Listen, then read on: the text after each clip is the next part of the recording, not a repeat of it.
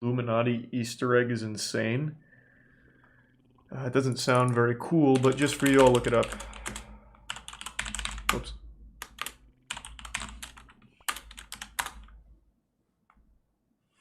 This? From 5 years ago? Good lord, what the fuck?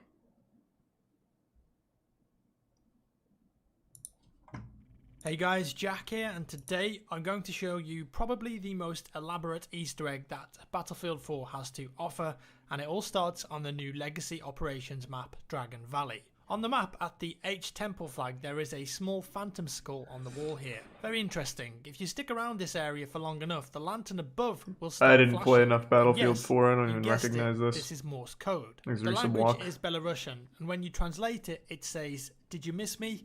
Good luck.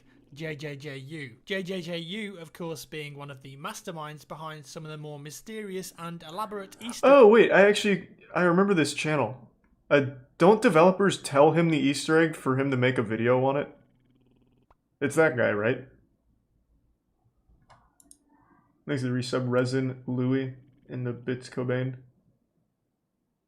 I remember reading about that on Reddit. That might have just been a conspiracy, I guess, but I'm assuming it's this guy.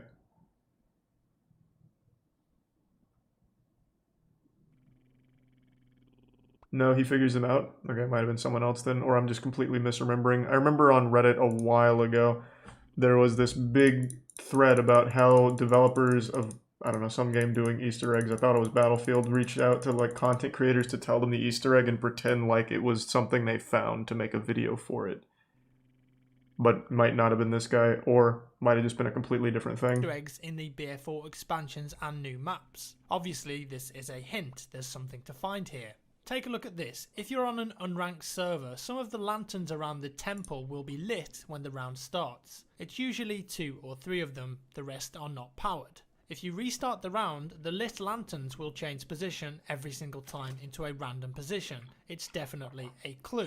Now, scattered around the map in several very well hidden places are 7 tiny interactive buttons, and they only appear on unranked servers. Let's take a look at their locations now. The easiest one to find is here at the temple. I already watched a lot of you, Charlie. Bricks. The next one is under the rock here at the E flag next to the power station.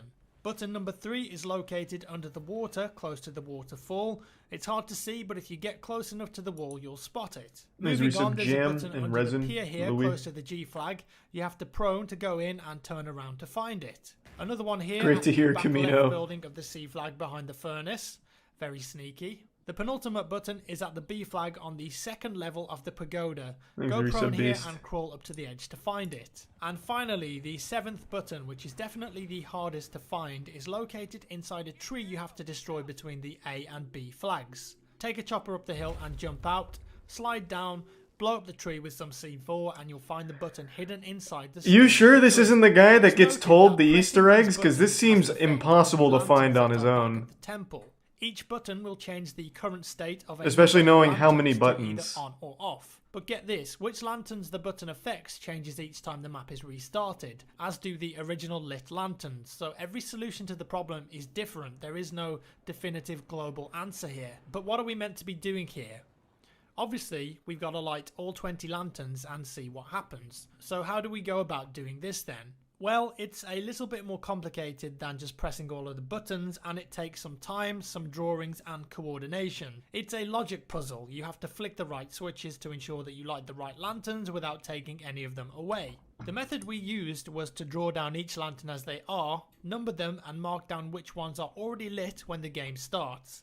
It started on paper like this, but then we moved to something a lot more professional. So in this case, we had 3 lanterns that were lit, number 10, number 11 and number 20. That is the default state of the lanterns, and you need to know that. The next step is to go to one of the 7 buttons, turn it on and mark down which lanterns it's had an effect on. Writing this down and color coding it is definitely recommended and will make things much easier for you. So in this case, the first button we went to was the tree, and that had an effect on lanterns 7, 9, 12 and 18. So we put a black dot in there to signify that. Now make sure that before you move on to a different button, use the same button again and turn it off. This is very important because you need the default state to test exactly what each button does. Thanks to the resub, Next we headed to the K2 here alt button. and the That's 10 gift subs colour-coded against in light blue. Strinko. Thank you, man. When you turn it Goddamn. on, it has an effect on lanterns 1, 2, 9, 12 and 14, so we mark a blue dot there to record that. Holy turn fuck. it off and move on to the next button and so on and so Alright, I just forth. want to see what the Eventually, payoff is. This looks very only intricate. LA employees have had access to until now, and it's actually one of the most Oh, it's a standout camo. camos in the game. Pretty cool. Equip your camo and be the Easter egg hunter you were always meant to be. Congratulations. Now, remember those words from This is the camo you get? earlier, individual code. Yes, He's a tier 1 everyone Grim, has the a Prime unique T-Dog. code for the final keypad, and that means if you want to unlock this Thanks, special Tax. camo, you have to go through the whole process Thanks to for do the it. bits, Gaspar. Because whichever player enters the access code Don't worry about it, Gaspar. You're all good. 839808000 in the first keypad on Dragon Valley by the Lantern will be pretty tough. It's a long process, but you Man, that's a really shit camo. It's not even like a camo, it's just white clothes. Like, there's no cool design or anything, it's just, we just gave it some white clothes, I guess. That looks like shit. It's a dev-only camo? No, I get that, and that's cool, but look at Halo 3's dev-only camo. Halo 3's was fucking awesome. Is there even still videos of it left? Was it? Where is it? Oh, here it is. No, wait, where is it? It was the one with the Flaming Skull Recon. Like, that one was fucking awesome. That just looked like shit. Thank you for the 10 gift subs, Grim. I appreciate it, man. And thanks to the tier 1 John and the resub Booty Flosser, Brooke, Spetsnaz, and Steven. And the Prime Oda Viagular. Says the man who only wears white. Yeah, but I only wear white because it's convenient. Like, I just go to Walmart and get a pack of like 3. That, I had to spend 20 hours looking at codes and doing geometry. And then I get white shirt and pants in Battlefield.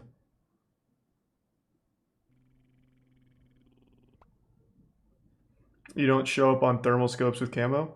Bro, I don't care if it gives you God mode. It still looks like shit.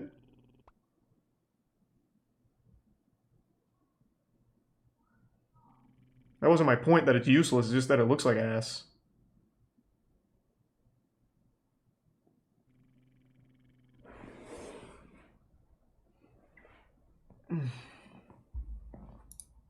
Thanks a bit, Tori. Seal goes boop and squeakies? What the fuck is that?